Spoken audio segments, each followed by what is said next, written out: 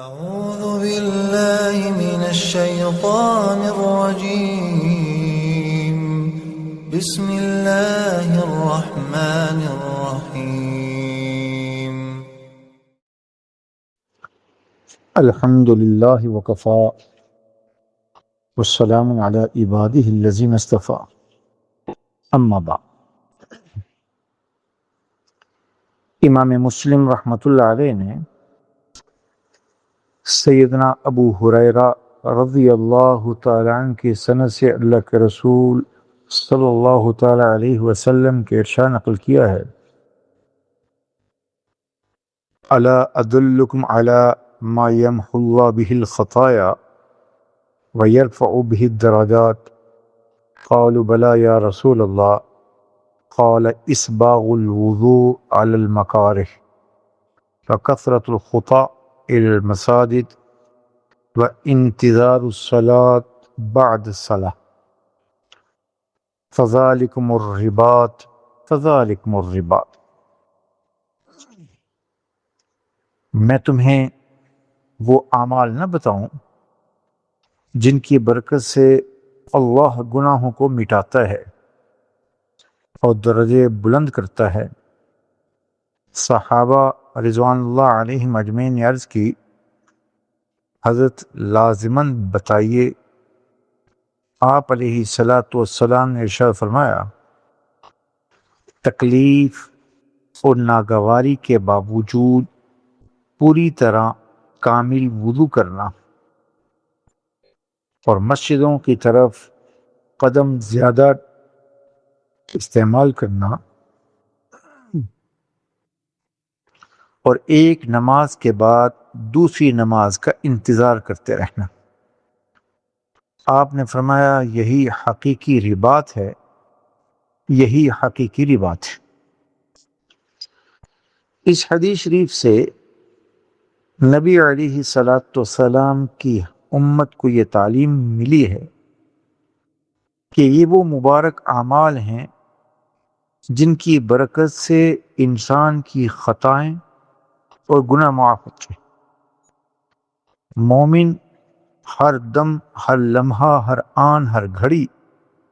اللہ کے احکامات، محمد رسول اللہ صلی اللہ تعالی علیہ وسلم کی سنت کے موافق ادا کرنے کی فکر میں رہتا ہے، اور جب کبھی غلطی ہو جائے اور لغزش ہو جائے اور حکم عدولی ہو جائے تو اپنی غلطی اور گناہ کا کفارہ کرنے کے در پہ ہوتا ہے، استغفار اور گناہوں سے معافی کا اللہ سے خواستگار ہوتا ہے کہ اللہ میرے گناہوں کو معاف فرما، میری اس لغزش کو معاف فرما. حضور علیہ السلام نے اس مبارک حدیث میں امت کو 3 اعمال بتائے کہ اگر 3 اعمال ان کا بھی اہتمام کیا جائے تو یہ اعمال بھی ایسے ہیں جو انسان کے گناہوں کو مٹانے والے ہیں. پہلی چیز، وضو کرنے میں اگر کسی وجہ سے کوئی تکلیف ہو، مثلا سردیوں کے وقت میں، سردی کے موسم میں ٹھنڈے پانی اور ٹھنڈ کی دقت، گرمی کے موسم میں نیند کا غلبہ، راتیں چھوٹی، تہجد کے لیے اٹھا ہے چند گھنٹوں کی رات، یا فجر کی نماز کے لیے اٹھا ہے چند گھنٹوں کی رات، یا ظہر کے بعد آرام کے لیے لیٹا اور اثر پڑھتے ہوئے پڑھنی ہے اور اس وقت میں وضو کر رہا ہے عصر کی نماز کے لیے اور نیند چھوڑ کر اس وقت کی ناگواری طبیعت پر، تو پانی کم ہے، ایسا پانی جو پورا وضو سنت کے مطابق کرنے اور ہر عضو کو 3 دفعہ دھونے میں کفایت نہ کر رہا ہو یا لانے میں دقت ہوتی ہو، تو یہ ساری کی ساری تکالیف ہیں اور مشقتیں ذکر کی. تو ان مشقتوں اور تکالیف اور ناگواری کے وقت میں سنت کے مطابق کامل وضو کرنا اللہ کو ایسا محبوب عمل ہے مسلمان کا یہ عمل اللہ کے ہاں ایسا محبوب ہے جس کی برکت سے اللہ مسلمان کے گناہوں کو معاف کر دیتا ہے، اس کے درجات بلند کر دیے جاتے ہیں۔ اور دوسرا عمل جو پیارے نبی علیہ السلام نے وہ ارشاد فرمایا کہ مسجد کی طرف قدموں کا زیادہ استعمال ہونا، یعنی کثرت سے مسجد میں آنا جانا، مسجد سے تعلق رکھنا، کہ مومن، حضور نے فرمایا من الف مسجدا الفہ اللہ، جو مسجد سے محبت رکھتا ہے اللہ اس سے محبت کرتا ہے۔ مومن مسجد میں خوش و خرم رہتا ہے اور مسجد کی آبادی کی فکر میں رہتا ہے، اس کا دل مسجد میں اٹکا رہتا ہے، اور قیامت کے دن جب اللہ کے عرش کے سایہ کے سوا کسی چیز کا سایہ نہیں ہوگا، اس وقت کچھ خاص لوگوں کو اللہ کے عرش کا سایہ نصیب ہوگا۔ اس میں ایک خوش قسمت یہ بھی ہو قلبہ معلق بالمسجد، کہ جس کا دل مسجد سے میں لگتا ہو، کسی ضرورت کے درجے میں مسجد سے باہر آیا، کوئی خانگی ضرورت، کوئی معاشی ضرورت، کوئی نجی مسئلہ، اور پھر خواہش یہ ہو کہ جیسے ہی فارغ ہوں فوراً مسجد میں چلا جاؤں، تو نماز کے لیے مسجد میں بار بار مسجد کی طرف جانا، اور اس کے لیے جتنا زیادہ فاصلے پر ہوگا، جتنے قدم استعمال زیادہ ہوں گے، اتنے قدم گناہوں کی معافی کا ذریعہ اور درجات کی بلندی کا سبب ہوں گے۔ اور تیسرا عمل نبی علیہ السلام نے فرمایا کہ ایک نماز کے بعد دوسری نماز کا انتظار کرتے رہنا، کہ ظہر کا وقت ظہر پڑھ لی، اللہ تیرا شکر ہے، بڑا حکم ادا ہوا۔ اب مومن اس انتظار میں رہتا ہے کہ جیسے ہی عصر کا وقت ہو میں عصر پڑھوں گا، عصر پڑھ لی، اللہ تیرا شکر ہے، اب وقت ہو گیا، جیسے ہی مغرب ہوگی میں مغرب پڑھوں گا،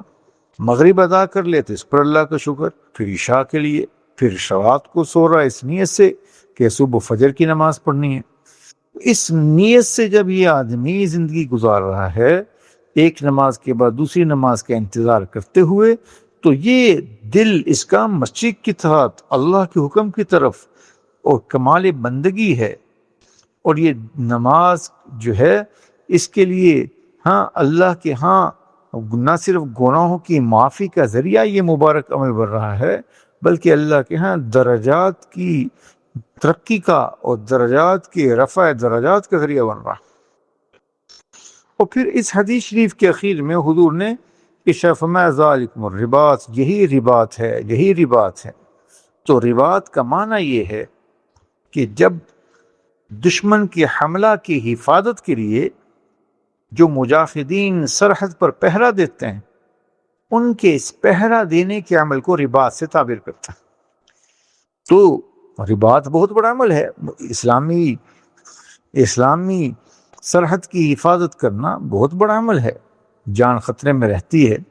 تو اس حدیث میں نبی علیہ السلام نے ان تین اعمال کو رباط سے تعبیر کیا، اور وجہ علماء یہ نقل کرتے ہیں کہ ان تینوں اعمال سے شیطان کی محنت کے انسان سے گناہ کروائے جائیں، اور وہ گناہ ان تینوں اعمال کی برکت سے زائل ہوا کرتا ہے، اور شیطان کی محنت ضائع ہو جاتی ہے، اور اس کے شر سے حفاظت ہو جاتی ہے، اور شیطانی حملوں سے انسان کی حفاظت ہوتی ہے، اس کے ایمان کی۔ اور یہ ایسے ہی ہے کہ شیطانی حملوں سے محفوظ رہنا اور اس کا اہتمام کرنا ایسے ہی ہے جیسے ملکی سرحدوں کی حفاظت اور اس کی اہمیت۔ تو شیطان دشمن ہے، انہ لکم عدو مبین، قرآن نے کہا کہ تمہارا بہت بڑا دشمن ہے۔ تو اس کی دشمن کی محنت ضائع کرنا، اس کے حملوں سے محفوظ رہنا، جیسے ظاہری دشمن سے بچنا، یہ مقصود ہے، اور اسلامی سرحد کی حفاظت کرنا یہ مقصود ہے۔ ایسے ایمان کی حفاظت کرنا، شیطان کی داؤ اور اس کے اغوا سے بچنا، اور اس کی محنت کو اکارت کر دینا، ضائع کر دینا، اور اس کے لیے اللہ کی پناہ میں آ جانا، نیک صالح اعمال جو نبی علیہ السلام نے بتائے ان اعمال کا اہتمام کرنا، یہ اللہ کے قرب کا ذریعہ اور شیطان کی محنت کو ضائع کرنے کے مترادف ہے۔ اللہ ہم سب کو پورے دین کو سیکھ کر عمل کرنے کی توفیق دے کہ دین کا ہر حکم اللہ کی رضا کا موجب اور اللہ کے قرب کا ذریعہ۔